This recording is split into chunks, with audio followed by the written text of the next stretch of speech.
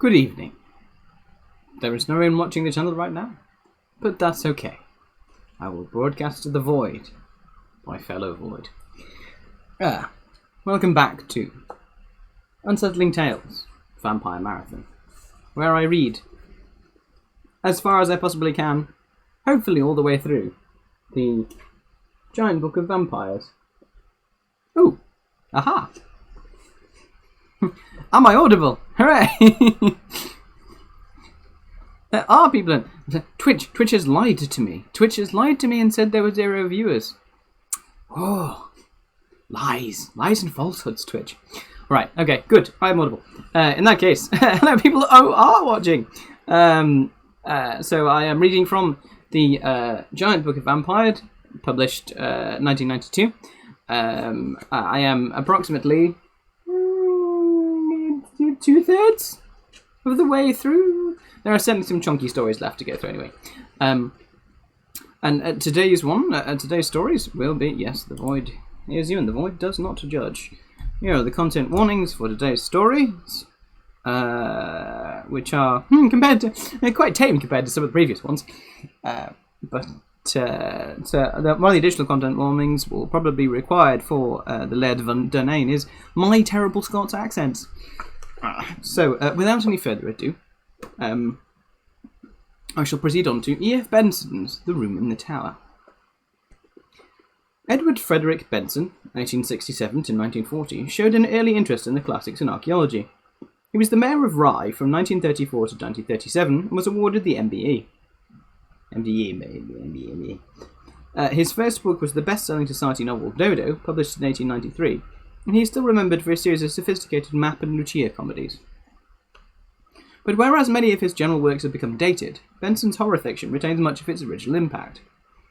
His macabre novels include The Judgment Books, The Image and the Sound, The Angel of Pain, that's what they called me in Colin 1 and Colin 2, it's not what they called me in high school, The Inheritor and Raven's Brood.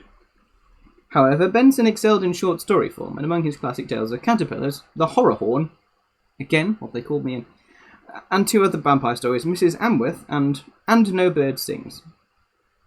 His short fictions collected in The Room in the Tower and Other Stories, Visible and Invisible, Spook Stories, More Spook Stories, The Horror Horn, and The Flint Knife. The Room in the Tower is one of Benson's best stories, in which the protagonist is plunged into a chillingly prophetic dreamscape in an encounter with the undead. It is probable that everybody who is at all a constant dreamer has at least one experience of an event or sequence of circumstances which have come to his mind in sleep being subsequently realised in the material world. But in my opinion, so far from this being a strange thing, it would be far odder if this fulfilment did not occasionally happen, since our dreams are, as a rule, concerned with people whom we know, and places with which we are familiar, such as might very naturally occur in the awakened daylight world. True, these dreams are often broken into by some absurd and fantastic incident which puts them out of court in regard to their subsequent fulfilment. But on the mere calculation of chances, it does not appear in the least unlikely that a dream imagined by anyone who dreams constantly should occasionally come true. Yeah, hello, Jim. Not long ago, for instance, I experienced such a fulfilment of a dream which seems to me in no way remarkable, and to have no kind of physical significance. The manner of it was as follows. A certain friend of mine living abroad is amiable enough to write to me about once a fortnight. Thus, when 14 days or thereabouts have elapsed since I last heard from him, my mind probably, either consciously or subconsciously, is expectant of a letter from him. One night last week I dreamed that as I was going downstairs to dress for dinner, I heard, as I often heard, the sound of the postman's knock on my front door, and diverted my attention downstairs instead. There, among other correspondence, was a letter from him.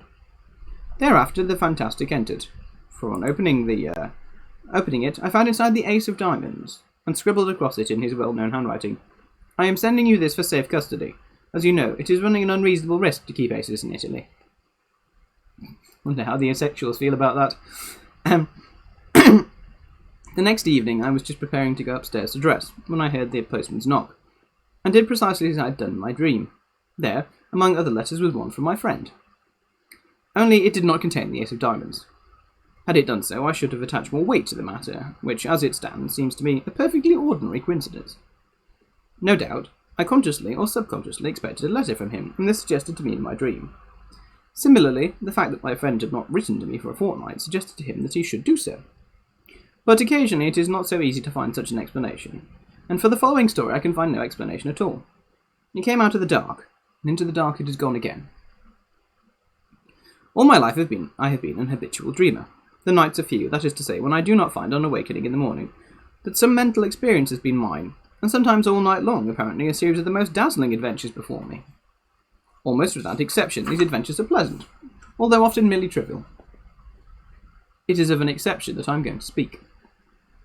It was when I was about 16 that a certain dream first came to me, and this is how it befell. It opened with my being set down at the door of a big red brick house, whereupon I understood I was going to stay. The servant who opened the door told me that tea was going on in the garden, and led me through a low, dark-panelled hall, with a large open fireplace, onto a cheerful green lawn set round with flower beds. There were grouped about the tea table a small party of people, but they were all strangers to me except one, who was a schoolfellow called Jack Stone, clearly the son of the house, and he introduced me to his mother and father and a couple of sisters. I was, I remember, somewhat astonished to find myself here, for the boy in question was scarcely known to me, and I rather disliked what I knew of him. Moreover, he had left school nearly a year before.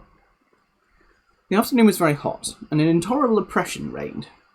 On the far side of the lawn ran a red brick wall with an iron gate in its centre, outside which stood a walnut tree. We sat in the shadow of the house opposite, a row of long windows inside. We sat in the shadow of the house opposite a long row of windows, inside which I could see a table with the cloth laid, glimmering with glass and silver. This garden in front of the house was very long, and at one end of it stood a tower of 3 stories, which looked to be much older than the rest of the building. Before long, Mrs. Stone, who, like the rest of the party, had sat in absolute silence, said to me, "Jack will show you your room. Jack will show you your room. I have given you the room in the tower." Quite inexplicably, my heart sank at her words. I felt as if I had known that I should have the room in the tower, and that it contained something dreadful and significant. Jack instantly got up, and I understood that I had to follow him. In silence, we passed through the hall, and mounted a great oak staircase with many corners, and arrived at a small landing with two doors set in it. He pushed one of these open for me to enter, and without coming in himself, closed it behind me. Then I knew that my conjecture had been right. There was something awful in the room, and with the terror of nightmare growing swiftly and enveloping me, I awoke in a spasm of terror. Now that dream or variations on it occurred to me intermittently for 15 years. Most often it came in exactly this form. The arrival, the tea laid out on the lawn, the deadly silence succeeded by that one deadly sentence, the mounting with Jack Stone up to the room in the tower where horror dwelt, and it always came to a close in the nightmare of terror at that which was in the room, although I never saw what it was. At other times I experienced variations on this same theme. Occasionally, for instance, we would be sitting at dinner in the dining room, into the windows of which I had looked on the first night when the dream of the house visited me, but wherever we were there was the same silence, the same sense of dreadful oppression and foreboding, and the silence I knew would always be broken by Mrs. Stone saying to me, Jack will show you your room. I had given you the room in the tower." Upon which, this was invariable, I had to follow him up the oak staircase with many corners, and enter the place that I dreaded more and more each time that I visited it in sleep. Or again, I would find myself playing cards, still in silence, in a drawing room lit with immense chandeliers that gave it a blinding illumination. What the game was, I have no idea. What I remember, with a sense of miserable anticipation, was that soon Mrs. Stone would get up and say to me, "Jack will show you your room. I have given you the room in the tower." This drawing room where we played cards was next to the dining room, and as I have said, was always brilliantly illuminated, whereas the rest of the house is full of dusk and shadows. And yet how often, in spite of those bouquets of lights, I have not pored over the cards that were dealt me, scarcely able for some reason to see them. Their designs, too, were strange. There were no red suits, but all were black, and among them were certain cards which are black all over. I hated and dreaded those. As this dream continued to recur, I got to know the greater part of the house. There was a smoking room beyond the drawing room at the end of a passage with a green beige door. It was always very dark there, and as often as I went there, I passed somebody whom I could not see in the doorway coming out. Curious developments, too, took place in the characters that peopled the dream, as might happen to living persons. Mrs. Stone, for instance, who when I first saw her had been black-haired, became grey, and instead of rising briskly as she had done when she said, "Jack will show you your room. I have given you the room in the tower," got up very feebly, as if the strength was leaving her limbs. Jack also grew up and became a rather ill-looking man with a brown moustache, while one of the sisters ceased to appear, and I understood she was married. Then it so happened that I was not visited by this dream for 6 months or more, and I began to hope In such inexplicable dread did I hold it, that it had passed away for good. Then, one night after this interval, I once again found myself being shown out onto the lawn for tea, and Mrs. Stone was not there. Pardon me, while the others were all dressed in black. At once I guessed the reason, and my heart leaped at the thought that perhaps this time I should not have to sleep in the room in the tower. And though we all usually sat in silence, on this occasion the sense of relief made me talk and laugh as I had never yet done. But even then matters were not altogether comfortable, for no one else spoke, and they all looked secretly at each other.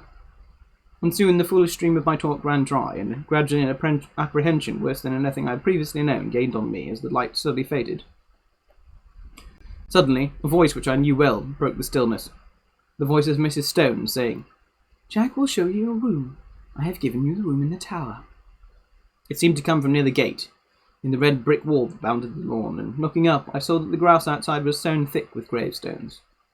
A curious greyish light shone from them, and I could read the lettering on the grave nearest to me, and it was, "In evil memory of Julia Stone." And as usual, Jack got up, and again I followed him through the hall, and up the staircase with many corners. On this occasion it was darker than usual, and when I passed into the room in the tower, I could only just see the furniture, the position of which was already familiar to me. Also, there was a dreadful odour of decay in the room, and I woke screaming. The dream, with such variations in development as I have mentioned, went on at intervals for 15 years. Sometimes I would dream it 2 or 3 nights in succession. Once, as I have said, there was an intermission of 6 months, but taking a reasonable average, I should say that I dreamed it quite as often as once in a month. It had, as is plain, something of nightmare about it, since it always ended in the same appalling terror, which, so far from getting less, seemed to me to gather fresh fear every time that I experienced it.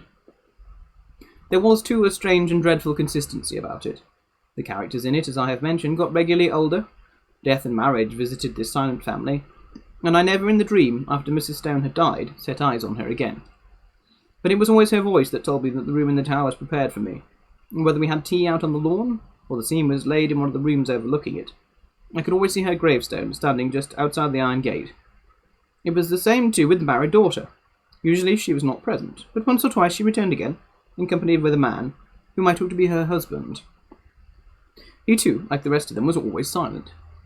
But owing to the constant repetition of the dream, I had ceased to attach, in my waking hours, any significance to it. I never met Jack Stone again during all those years, nor did I ever see a house that resembled this dark house of my dream. And then something happened. I had been in London in this year up until the end of July, and during the first week in August went down to stay with a friend in a house he had taken for the summer months in the Ashdown Forest district of Sussex. I left London early, for John Clinton was to meet me at Forest Row Station, and we were going to spend the day golfing and go to his house in the evening. He had his motor with him, and we set off about 5 of the afternoon, after a thoroughly delightful day, for the drive, the distance being some 10 miles. As it was still so early, we did not have tea at the clubhouse, but waited till we should get home. As we drove, the weather, which up until then had been, though hot, deliciously fresh, seemed to me to alter in quality and to become very stagnant and oppressive. Pathetic fallacy. And I felt that undefinable sense of ominous apprehension that I am accustomed to before thunder. John, however, did not share my views, attributing my loss of lightness to the fact I had lost both my matches. Events proved, however, that I was right, though I do not think that the thunderstorm that broke that night was the sole cause of my depression. Our way lay through deep, high-banked lanes, and before we had gone very far I fell asleep, and was only awakened by the stopping of the motor. And with a sudden thrill, partly of fear, but chiefly of curiosity, I found myself standing in the doorway of my house of dream. We went, I half wondering whether or not I was dreaming, still, through a low oak-panelled hall, and out onto the lawn, where tea was laid in the shadow of the house. It was set in flower beds, a red brick wall with a gate in it. Bounded one side and out, beyond that, was a space of rough grass, with a walnut tree. The facade of the house was very long, and at one end stood a 3-storied tower, markedly older than the rest. Here, for the moment, all resemblance to the repeated dream ceased. There was no silent and somehow terrible family, but a larger assembly of exceedingly cheerful persons, all of whom were known to me, and in spite of the horror with which the dream itself had always filled me, I felt nothing of that now in the scene of it, which was thus reproduced before me. But I felt the intensest curiosity as to what was going to happen. Tea pursued its cheerful course, and before long, Mr. Clinton got up. Mrs. Clinton got up, and at that moment I think I knew what she was going to say. She spoke to me, and what she said was, "Jack will show you your room. I have given you the room in the tower." At that, for half a second, the horror of the dream took hold of me again. But it quickly passed, and again I felt nothing more than the most intense curiosity. Oh no, indeed. It was not very long before I was amply satisfied. John turned to me. "Right up at the top of the house," he said, "but I think you'll be comfortable. We're absolutely full up. Would you like to go and see it now? By Jove, I believe you are right, and we're going to have a thunderstorm. How dark it has become." Pathetic fallacy! I got up and followed him. We passed through the hall and up the perfectly familiar staircase. Then he opened the door and I went in. And at that moment, sheer unreasoning terror again possessed me. I did not know for certain what I feared. I simply feared. Then, like a sudden recollection when one remembers a name which has long escaped the memory, I knew what I feared. I feared Mrs. Stone, whose grave with the sinister inscription, in evil memory, I had so often seen in my dream, just beyond the lawn which lay below my window. And then, once more, the fear passed so completely that I wondered what there was to fear, and I found myself sober and quiet and sane in the room in the tower, the name of which I had so often heard in my dreams, and the scene of which was so familiar. I looked around it with a certain sense of proprietorship, and found that nothing had changed from the dreaming nights in which I knew it so well. Just to the left of the door was the bed, lengthways along the wall with the head of it in the angle. In a line with it was the fireplace, and a small bookcase. Opposite the door, the outer wall was pierced by 2 lattice-paned windows, between which stood the dressing table, while ranged along the fourth wall was the washing stand and a big cupboard. My luggage had already been unpacked, for the furniture of dressing and undressing lay orderly on the washstand and toilet table, while my dinner clothes were spread out on the coverlet of the bed. And then, with a sudden start of unexplained dismay, I saw that there were 2 rather conspicuous objects which I had not seen before in my dreams. One, a life-sized oil painting of Mrs. Stone. The other, a black and white sketch of Jack Stone, representing him as he'd appeared to me only a week before, in the last of the series of these repeated dreams. A rather secret and evil-looking man of about 30. His picture hung between the windows, looking straight across the room to the other portrait, which hung at the side of the bed. At that I looked next, and as I looked I felt once more the horror of nightmare seize me. Yeah, the fourth wall, when lots of people were staring at me. I know, the fourth wall. It represented Mrs. Stone as I had seen her last in my dreams, old and withered and white-haired. But in spite of the evident feebleness of the body, a dreadful exuberance and vitality shone through that envelope of flesh, an exuberance wholly malign, a vitality that foamed and frothed with unimaginable evil. Evil beamed from the narrow leering eyes, it laughed in the demon-like mouth. The whole face was instinct with some secret and appalling mirth. The hands clasped together on the knee seemed shaking with suppressed and nameless glee. Then I saw also that it was signed in the left-hand bottom corner, and wondering who the artist could be, I looked more closely and read the inscription. Julia Stone, by Julia Stone. Envelope of flesh is indeed what they called me in Eton, I suppose. There came a tap at the door, and John Clinton entered. "Got everything you want?" he asked. "Rather more than I want," said I, pointing at the picture. He laughed. "Hard-featured old lady," he said. "By herself, too, I remember. Anyhow, she can't have flattered herself much." "But don't you see," said I, "it's scarcely a human face at all. It's the face of some witch, of some devil." He looked at it more closely. "Yes, it isn't very pleasant," he said. "Scarcely a bedside manner, eh? Yes, I can imagine getting the nightmare if I were to sleep with that close by my bed. I'll have it taken down if you like." "I really wish you would," I said. He rang the bell, and with the help of a servant we detached the picture and carried it out onto the landing, and put it with its face to the wall. "By Jove, the old lady is a weight," said John, mopping his forehead. "I wonder if she has something on her mind." The extraordinary weight of the picture had struck me too. I was about to reply when I caught sight of my own hand. There was blood on it, in considerable quantities, covering the entire palm. "I've cut myself somehow," said I. John gave a little startled exclamation. Why, I have too, he said. Simultaneously, the footman took out his handkerchief and wiped his hand with it. I saw that there was blood also on his handkerchief. John and I went back into the tower room and washed the blood off, but neither on his hand nor on mine was there the slightest trace of a scratch or cut. It seemed to me that, having ascertained this, we both, by a sort of tacit consent, did not allude to it again. Something in my case had dimly occurred to me that I did not wish to think about. It was but a conjecture, but I fancied that I knew the same thing had occurred to him. The heat and the oppression of the air, for the storm we had expected was still undischarged, increased very much after dinner. And for some time most of the party, among whom were John Clinton and myself, sat outside on the path bounding the lawn, where we had had tea. The night was absolutely dark, and no twinkle of star or moon ray could penetrate the pall of cloud that overset the sky. By degrees our assembly thinned. The women went up to bed, men disposed to the smoking, or billiard room, and by 11 o'clock my host and I were the only two left. Yes, just forget it happened. Never mind. Yes, to the smirking room where we shall smirk at each other.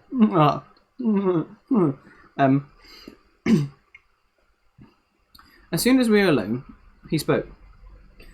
Hang on now. All the evening I thought that he had something on his mind, and as soon as we were alone, he spoke.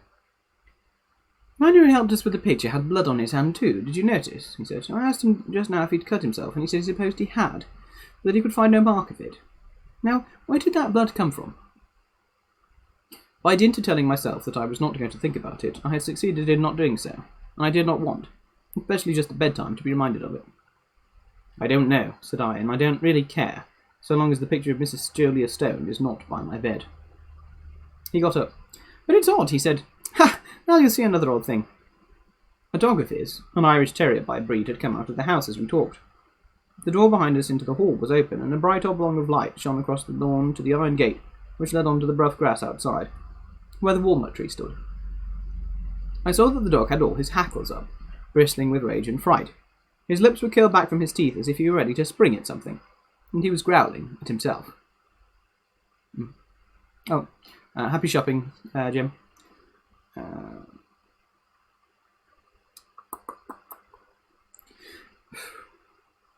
There we go. He took not the slightest notice of his master or me, but stiffly and tensely walked across the grass to the iron gate. There he stood for a moment, looking through the bars and still growling. Then, all of a sudden, his courage seemed to desert him. He gave one long howl and scuttled back to the house with a curious crouching sort of movement. He does that 6 times a day, said John. He sees something which he both hates and fears. I walked to the gate and looked over it. Something was moving on the grass outside, and soon a sound which I could not instantly identify came to my ears. Then I remembered what it was. It was the purring of a cat. I lit a match and saw the purrer, a big blue Persian walking round and round in a little circle just outside the gate, stepping high and ecstatically, with tail carried aloft like a banner. Its eyes were bright and shining, and every now and then it put its head down and sniffed at the grass. I laughed. The end of that mystery, I am afraid, I said. Here's a large cat having Walpurgis night all alone. Yes, that's Darius, said John. He spends half the day and all night there. But that's not the end of the dog mystery, for Toby and he are the best of friends. But the beginning of the cat mystery. What's that cat doing there? And why is Darius pleased while Toby is terror-stricken? Darius the Persian. I've only just got that.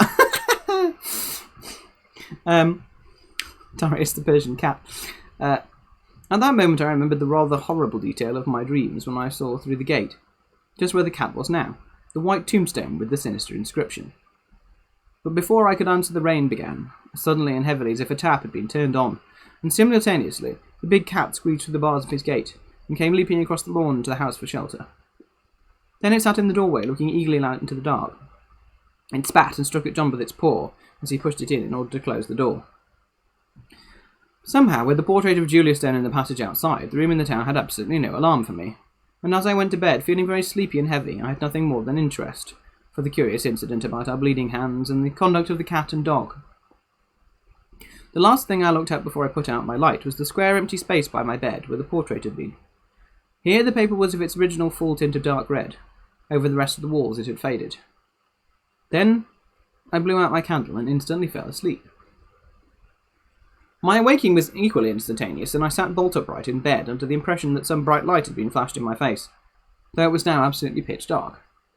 I knew exactly where I was in the room which I had dreaded in my dreams, but no horror that I ever felt when asleep approached the fear that now invaded and froze my brain.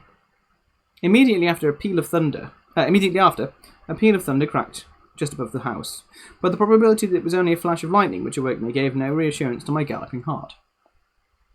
Something I knew was in the room with me, and instinctively I put out my right hand, which was nearest the wall, to keep it away, and my hand touched the edge of a picture frame, hanging close to me.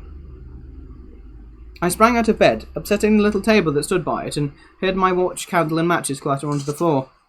But for the moment there was no need of light, for a blinding flash leaped out of the clouds and showed me that by my bed again hung the picture of Mrs. Stone. And instantly the room went into blackness again, but in that flash I saw another thing also, namely a figure that leaned over the end of my bed, watching me. It was dressed in some close, clinging white garment, spotted and stained with mould, and the face was that of the portrait. Overhead the thunder cracked and roared, and when it ceased the deathly stillness succeeded. I heard the rustle of movement coming nearer me, and more horrible yet, perceived an odour of corruption and decay. And then a hand was laid on the side of my neck, and close beside my ear I heard quick-taken, eager breathing. Yet I knew that this thing, though it could be perceived by touch, by smell, by eye, and by ear, was still not of this earth, but something that had passed out of the body and had power to make itself manifest. Then a voice, already familiar to me, spoke. "I knew you would come to the room in the tower," it said. "I have been long waiting for you. At last you have come. Tonight I shall feast. Before long we shall feast together." And the quick breathing came closer to me. I could feel it on my neck. At that the terror, which I think had paralysed me for the moment, gave way to the wild instinct of self-preservation. I hit wildly with both arms, kicking out at the same moment, and heard a little animal squeal, and something soft dropped with a thud beside me. I took a couple of steps forward, nearly tripping up over whatever it was that lay there, and by the merest good luck found the handle of the door. In another second I ran out on the landing, and had banged the door behind me. Almost at the same moment I heard a door open somewhere below, and John Clinton, candle in hand, came running upstairs. "What is it?" he said. "I slept just below you and heard a noise as if... Good heavens, there's blood on your shoulder." I stood there, so he told me afterwards, swaying from side to side, white as a sheet with the mark on my shoulder as if a hand covered with blood had been laid there. "It's in there," I said, pointing. The portrait is in there too, hanging up in the place we took it from." At that he laughed. "My dear fellow, this isn't a mere nightmare," he said. He pushed by me and opened the door. I standing there simply inert with terror, unable to stop him, unable to move. "Phew, what an awful smell," he said. Then there was silence. He had passed out from my sight behind the open door. Next moment he came out again as white as myself and instantly shut it. "Yes, the portrait's there," he said, "and on the floor is a thing spotted with earth like what they bury people in. Come away, quick, come away." How I got downstairs I hardly know. An awful shuddering and nausea of the spirit rather than of the flesh had seized me, and more than once he had to place my feet upon the steps, while every now and then he cast glances of terror and apprehension at the stairs. But in time we came to his dressing room on the floor below, and there I told him what I have here described. The sequel can be made short. Indeed, some of my readers have perhaps already guessed what it was if they remember that inexplicable affair of the churchyard at West Fawley, some 8 years ago, where an attempt was made 3 times to bury the body of a certain woman who had committed suicide. Oh, forgot about that in content warnings. On each occasion, the coffin was found in the course of a few days again, protruding from the ground. After the 3rd attempt, in order that the thing should not be talked about, the body was buried elsewhere, in unconsecrated ground. Where it was buried was just outside the iron gate of the garden belonging to this house, where this woman had lived. She had committed suicide in the room at the top of the tower in that house. Her name was Julia Stone. Subsequently, the body was again secretly dug up, and the coffin was found to be full of blood. And that is the room in the tower. So before we go on to the Laird of Dunain, let's take a quick break. You can hydrate, stretch, do all the self-care things that you think we should do. That was a good one, wasn't it? Yes. It's very atmospheric. Yes, have a drink, etc. And I'll be back in about 5 minutes. Anyway, that's enough playing with the bot. Technology. Try and make it work. It doesn't want to work. It just doesn't want to work. Right, okay. So, dropping another content warning in the chat. Which should come from the bot this time instead of me. I don't know why it came from me. Going on to Graham Masterton's The Laird of Dunain. And content warnings, I've just dropped in there about it. This one has a lot of blood in it and some misogyny, FYI. Graham Masterton was born in Edinburgh, and a recent return to Scotland inspired this story, which was specially written for this anthology. A former editor of Mayfair and Penthouse, and still one of the world's best-selling writers of sexual how-to books, Masterton began his career in horror in 1974 with The Manitou, filmed in 1978, and he has written 24 horror novels since then, culminating in Manitou 3. His recent books include The Hymn, a neo-Nazi story of opera and spontaneous combustion, Walkers, the tale of druids and homicidal lunatics, and Black Angel, which he describes as being about a ritual killer whose activities make Hannibal Lecter look about as threatening as Pee Wee Herman. Bit of an edgelord, I guess. At 45, Masterson is still an enfant terrible of horror fiction. I was going to go with edgelord, but if you want to go with enfant terrible, it's fine. His story Pig's Dinner in the Mammoth Book of Terror put a lot of readers off their bacon, while his contribution to the short story magazine Frighteners resulted in the banning of the first issue throughout the UK. How to seduce in Eldritch Horror. I think we all know how to seduce in Eldritch Horror. T.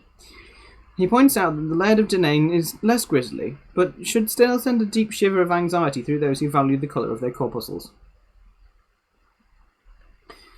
The tailor fell through the bed, thimbles and all. The blankets were thin and the sheets they were small. The tailor fell through the bed, thimbles and all. Out onto the lawns in the first gilded mists of morning came the Laird of Dunain, in kilt and sporran and thick oatmeal-coloured sweater, his face pale and bony and aesthetic, his beard red as a burning flame, and his hair as wild as a thistle patch. Archetypal Scotsman, the kind of Scotsman you saw on tins of shortbread or bottles of single malt whisky, except that he looked so drawn and gaunt, except that he looked so spiritually hungry. It was the first time Claire had seen him since her arrival, and she reached over and tapped Duncan's arm with the end of her paintbrush and said, "Look, there he is. Doesn't he look fantastic?" All 9 members of the painting class turned to stare at the Laird, as he fastidiously patrolled the shingle path that ran along the back of Dunain Castle. At first, however, he appeared not to notice them, keeping his hands behind his back and his head aloof, as if he were breathing in the fine summer air, and surveying his lands, and thinking the kind of things that Highland lairds were supposed to think, like how many stags to cull, and how to persuade the Highlands Development Board to provide it with mains electricity. "I wonder if he'd sit for us?" asked Margot, a rotund, frizzy-haired girl from Liverpool. Oh no, sorry, Margot's a Scouser, my bad. "I wonder if he'd sit for us?" asked Margot, a rotund, frizzy-haired girl from Liverpool. Margot had confessed to Claire that she had taken up painting because the smocks hid her hips. "We could try asking him," Claire suggested. Claire with her straight dark bob and her serious, well-structured face. Her former husband, had always said that she looked like a sensual schoolmistress. Away. A painting smock and her Alice band and her moon-round spectacles only heightened the impression. "He's so romantic," said Margot. "Like Rob Roy, or Bonnie Prince Charlie." Duncan sorted through his box of watercolours until he found the half-burned nip end of a cigarette. He lit it with the plastic lighter with a scratched transfer of a topless girl on it. "The trouble with painting in Scotland," he says, "is that everything looks so fucking romantic. You put your heart and your soul into painting Glenmoriston and you end up with something that looks like a Woolworths dinner mat." "I still like him to sit for us," said Margot. The painting class had arranged their easels on the sloping south lawn of Dunain Castle just above the stone-walled herb gardens. Beyond the herb gardens, the ground sloped grassy and gentle to the banks of the Caledonian Canal, where it cut its way between the northern end of Loch Ness and the city of Inverness itself, and out onto the Moray Firth. All through yesterday, the sailing ships of the tall ships race had been gliding through the canal, and they appeared to be sailing surrealistically through fields and hedges, like ships in a dream or a nightmare. Mr. Morrissey called out, "Pay particular attention to the light, because it's golden and very even just now, but it'll change."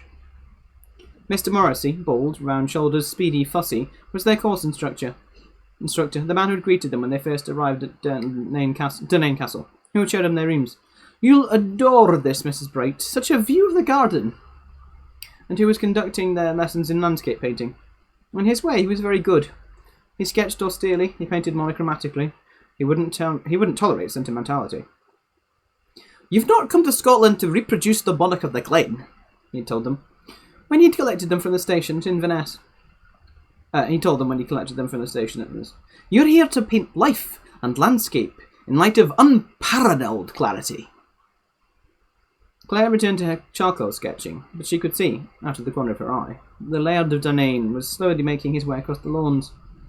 For some reason she felt excited, and began to sketch more quickly and more erratically. Before she knew it, the Laird was standing only 2 feet away from her, his hands still clasped behind his back. His aura was prickly and electric, almost as if he was already running his thick ginger beard up her inner thighs. Because this is where well, sexual how-to books, eh? How to go down on a woman if you're a Scotsman. "Well, well," he remarked, at last in a strong Inverness accent. "You have all of the markings, I'd say. You're not one of Gordon's usual giglets." Claire blushed and found she couldn't carry on sketching. Margot giggled. "Eh," said the Laird. "I wasn't flattering. You're good." "Not really," said Claire. "I've only been painting for like 7 months. The Laird stood closer. Claire could smell tweed and tobacco and heather and something else. Something cloying and sweet she had never smelled before. "You're good," he repeated. "You can draw well, and I'll lay you money you can paint well." "Mr. Morrissey?" Mr. Morrissey looked up and his face was very white. "Mr. Morrissey, do you have any objection if I fixed this unbacked filly away from the class?" Mr. Morrissey looked dubious. "It's supposed to be landscape this morning." "Aye, but a wee bit of portrait joke won't harm her now, will it? And I'm dying to have my portrait painted." Very reluctantly, Mr. Morrissey said, "No, I suppose it won't harm." "That's settled then," the Laird declared, and immediately began to fold up Claire's easel and tidy up her box of watercolours. "Just a minute," said Claire, almost laughing at his impertinence. The Laird of Dunain stared at her with eyes of the green like emeralds crushed with a pestle and mortar. "I'm sorry," he said. "You don't object, do you?" Claire couldn't stop herself from smiling. "No," she said, "I don't object." "Well then," said the Laird of Dunain, and led the way back to the castle. "Humph," said Margot, indignantly. He posed in a dim upper room with dark oak panelling all around, and a high ceiling. The principal light came from a leaded clerestory window. What the hell is clerestory? I've never seen that way before in my life. Oh well. Falling almost like a spotlight. The Laird of Dunain sat on a large iron-bound trunk, his head held high, and managed to remain completely motionless while Claire began to sketch. "You have come here searching for something else apart from painting and drawing," he said, after a while. Claire's charcoal twig was quickly outlining his left shoulder. "Oh yes?" she said.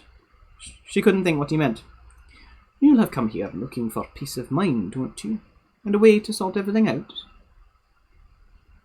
She thought briefly of Alan, and of Susan, and of doors slamming. She thought of walking for miles through Shepherd's Bush in the pouring April rain. "That's what art's all about, isn't it?" she muttered. "Sorting things out?" I wonder if she's supposed to be English. Oh well. The Laird of Dunain smiled obliquely. "That's what my father used to say. In fact, my father believed it quite implicitly." There was something about his tone of voice that stopped Claire from sketching for a moment. Something very serious, something suggestive, as if he were trying to tell her that his words had more than one meaning. "I shall have to carry on with this tomorrow," she said. The Laird of Dunain nodded. "That's all right. We have all the time in the world." The next day, while the rest of the class took a minibus to Fort Augustus to paint the downstepping rocks of the Caledonian Canal, Claire sat with the Laird of Dunain in his high, gloomy room and started to paint his portrait. She used designer's colours in preference to oils because they were quicker, and she sensed that there was something mercurial in the Laird of Dunain, which she wouldn't be capable of catching with oils. "You're a very good sitter," she said halfway through the morning. "Don't you want to take a break? Perhaps I could make some coffee." The Laird of Dunain didn't break his rigid pose even by an inch. I'd rather get it finished, if you don't mind. She carried on painting, squeezing out half a tube of red. She was finding it difficult to make his face any colour. Normally for faces, she used little more than a palette of yellow ochre, terre verte, alizarin crimson, and cobalt blue. But no matter how much red she mixed into her colours, his face always seemed anemic, almost deathly.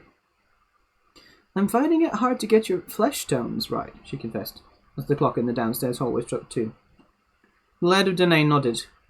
They always said of the Dunains of Dunain that they were a bloodless family. Mind you, I think we proved them wrong at Culloden. That was the day that the Laird of Dunain was caught and cornered by half a dozen of the Duke of Cumberland's soldiers and cut about so bad that he stained a quarter of an acre with his own blood. That sounds awful, said Claire, squeezing out more alizarin crimson. It was a long time ago, replied the Laird of Dunain. The 16th day of April, 1746. Almost 250 years ago, and whose memory can span such a time?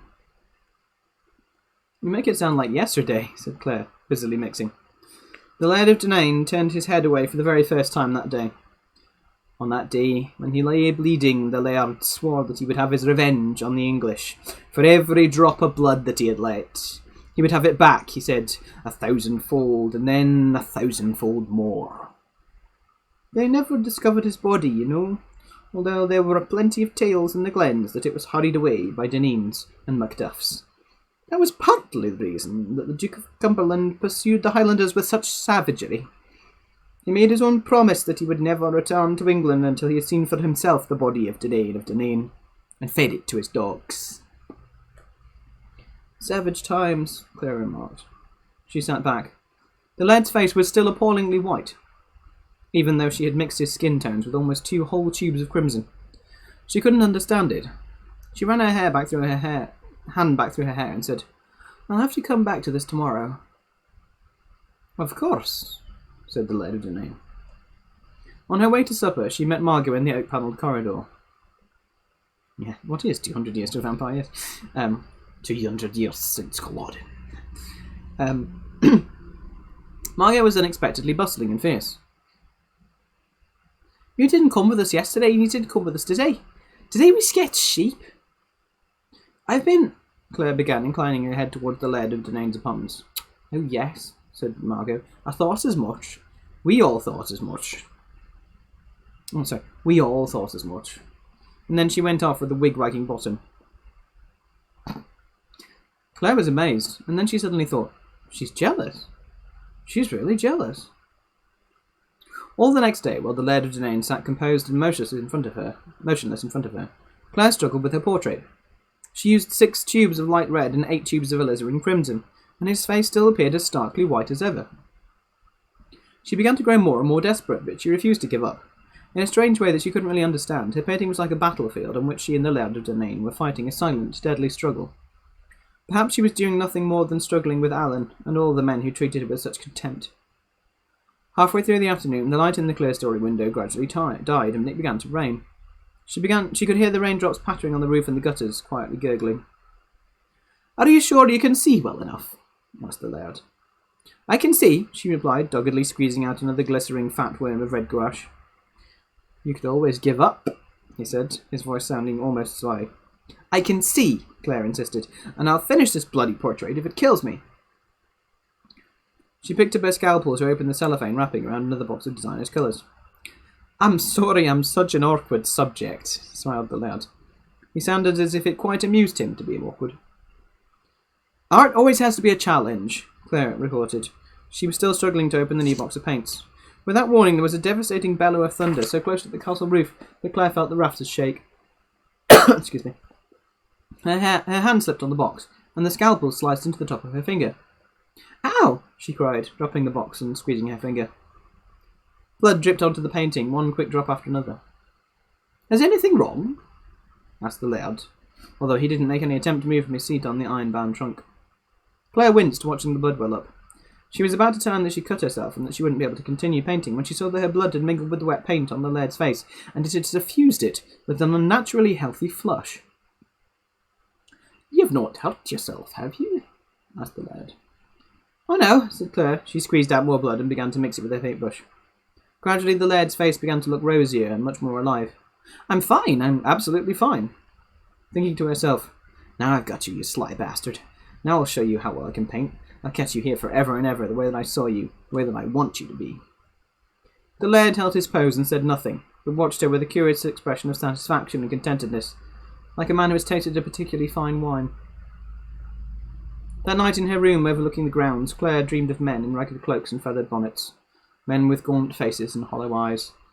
She dreamed of smoke and blood and screaming. She heard a sharp, aggressive rattle of drums that pursued her through one dream and into another. When she woke up, it was still only 5 o'clock in the morning, and raining, and the window catch was rattling and rattling in time to the drums in her dreams. She dressed in jeans and a blue plaid blouse, and she quietly-footedly climbed the stairs to the room where she was painting the laird's portrait. Somehow she knew what she was going to find, but she was still shocked. It is indeed the Dorian Gray of vampires, yes. The portrait was as white-faced as it had been before she started to mix the paint with her own blood. Whiter, if anything. His whole expression seemed to have changed to a glare of silent, emaciated fury. Claire stared at the portrait in horror and fascination. Then slowly she sat down and opened up her paint box and began to mix a flesh tone. Flake white, red, and yellow ochre. When it was ready, she picked up her scalpel and held her wrist over the palette. She hesitated only for a moment.